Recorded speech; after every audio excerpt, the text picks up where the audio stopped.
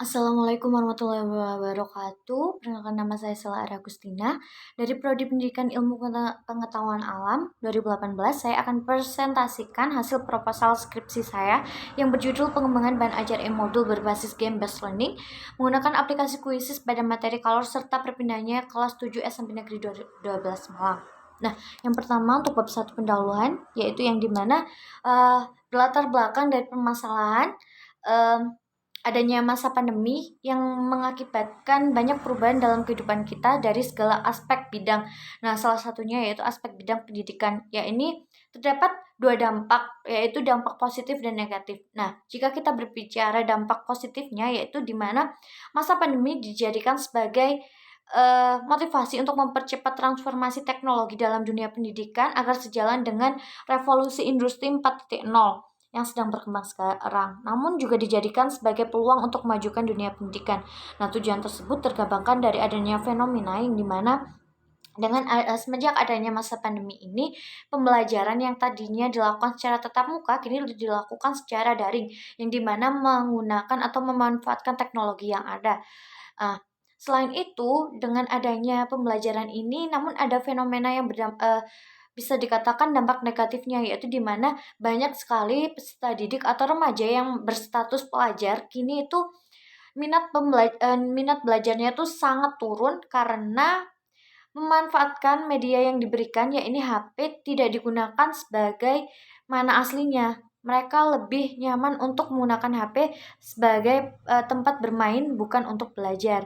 Nah, dari fenomena tersebut, maka menuntut pendidik, peserta didik maupun orang tua untuk dapat menghadirkan atau menciptakan sebuah proses pembelajaran yang efektif, kreatif, aktif walaupun dilaksanakan secara jarak jauh ataupun dari rumah masing-masing. Untuk menciptakan sebuah proses pembelajaran yang menarik, maka perlu juga dibuat sebuah bahan ajar yang menarik. Nah, oleh sebab itu pendidik juga tidak hanya membekali dalam bentuk keterampilan bertahan hidup saja, namun juga keterampilan dalam berpikir kritis, inovatif, konstruktif, serta berkarakter. Nah, semua itu kini bisa dikemas dalam sebuah pembelajaran yang berbasis dengan permainan atau sering disebut dengan game based learning. Nah, dilahirkannya teknologi juga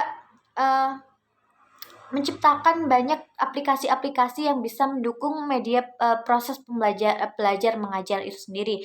Nah, salah satunya yakni permainan Quizzes, yang dimana sebuah aplikasi yang bisa dijadikan sebagai aplikasi permainan yang bisa dijadikan sebagai media pembelajaran yang berbentuk multiplayer yang bisa diakses melalui website ataupun aplikasinya sendiri. Nah, untuk kelebihannya sendiri yaitu bisa digunakan di dalam kelas maupun di luar kelas dengan pantauan ataupun tanpa pantauan guru. Nah, bisa juga digunakan sebagai media pembelajaran yang bisa dimanfaatkan dimanapun dan kapanpun, seperti itu.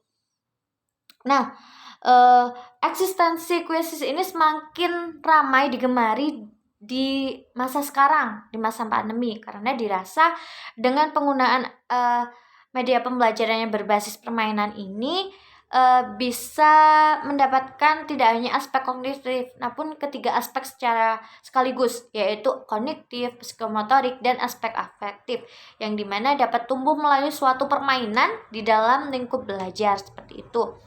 Nah, selain itu juga berdasarkan latar belakang di atas, saya ingin mengembangkan sebuah modul interaktif atau e-modul yang menggunakan aplikasi Quizzes pada materi kalau serta perpindahannya dengan berbasis game based learning, seperti itu.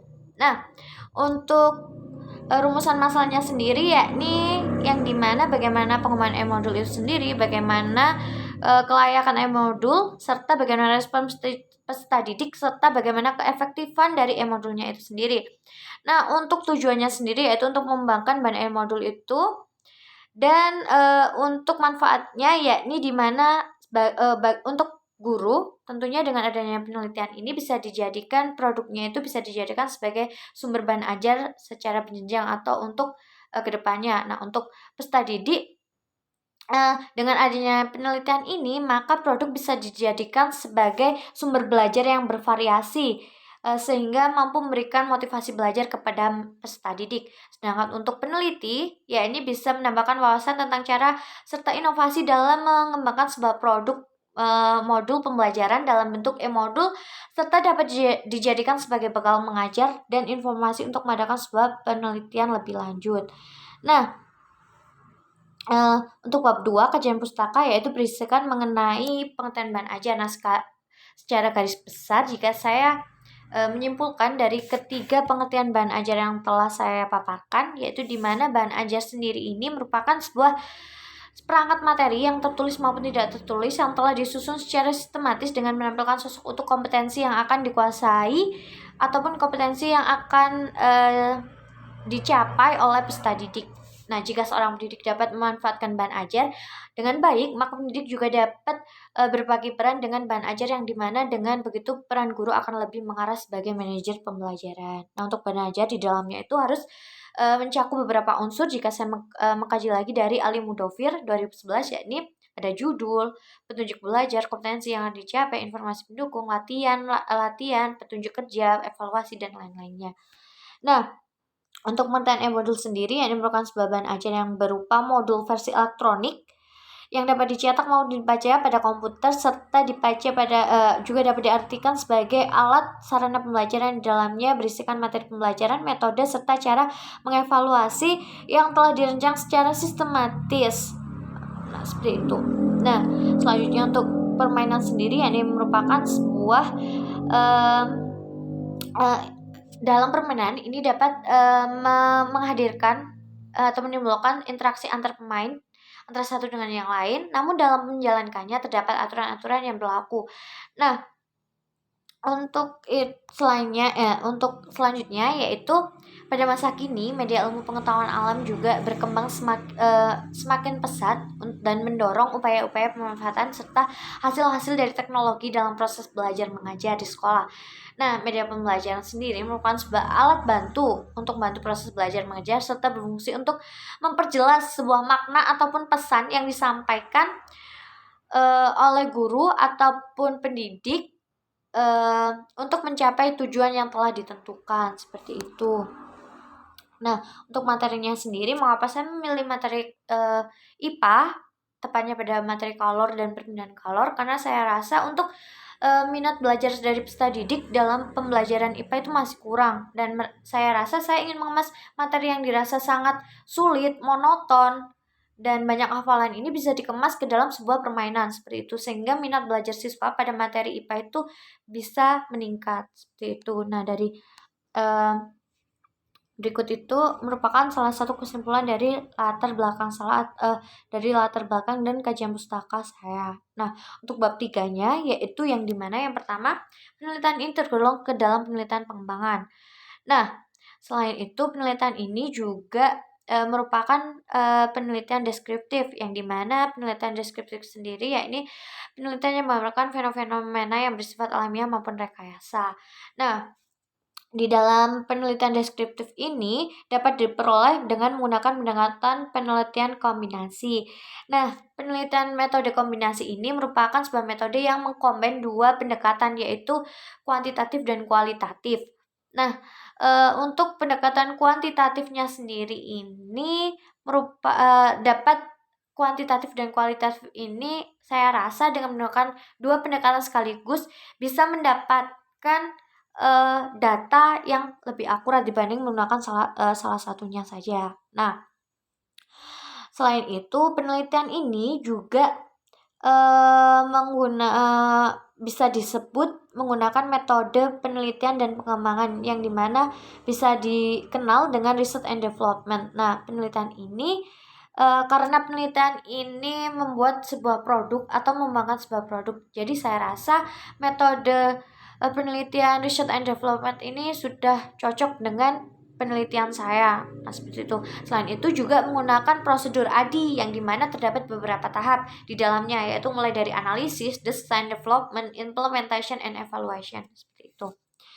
Nah, selain itu juga mengapa saya memilih metode research and development ini, karena saya mengkaji dari pernyataan Sugiono tahun 2008, yakni yang menyatakan bahwa metode penelitian dan pengembangan merupakan sebuah metode penelitian yang digunakan untuk menghasilkan sebuah produk tertentu serta untuk menguji keefektifan dari produk tersebut. Nah, di sini kan saya tujuannya untuk menguji atau melihat keefektifan dari e-modul yang saya buat seperti itu. Nah, untuk data penelitiannya sendiri, ya ini ada dua, yaitu data kualitatif dan kuantitatif.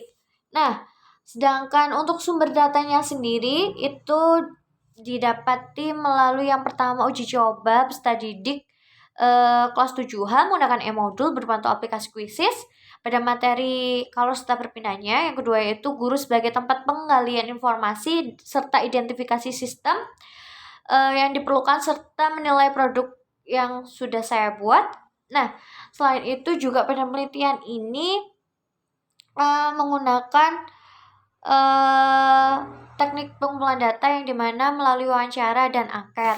Nah, untuk instrumennya sendiri, yaitu yang pertama, wawancara pastinya itu dilakukan dengan guru ilmu pengetahuan alam kelas 7.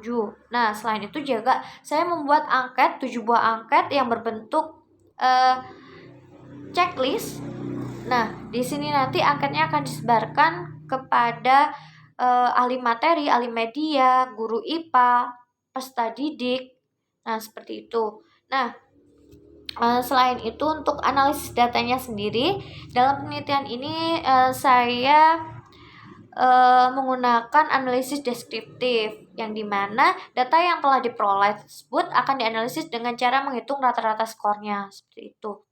Nah, untuk analisis data angketnya itu seperti biasanya, yang dimana untuk angketnya ini terdiri dari 10 pertanyaan, yang dimana nilai tertinggi yaitu nilainya 4 dan nilai terendah itu 1. Jadi maka skor tertingginya itu 40 dan skor terendahnya itu 10. Nah, untuk perhitungannya sendiri itu menggunakan rumus perhitungan cara mencari jarak interval. Nah, untuk analisis data pretest dan post-test itu nanti dapat dilihat melalui hasil dari masing-masing pengerjaan pretest dan post-test yang dilakukan satu kali, karena ini hanya satu pertemuan. Nanti masing-masing peserta didik itu hasilnya akan dikategorikan ke dalam kriteria dengan tabel 3.8. Nah, untuk analisis data ulangan ini juga berisikan 10 soal nantinya.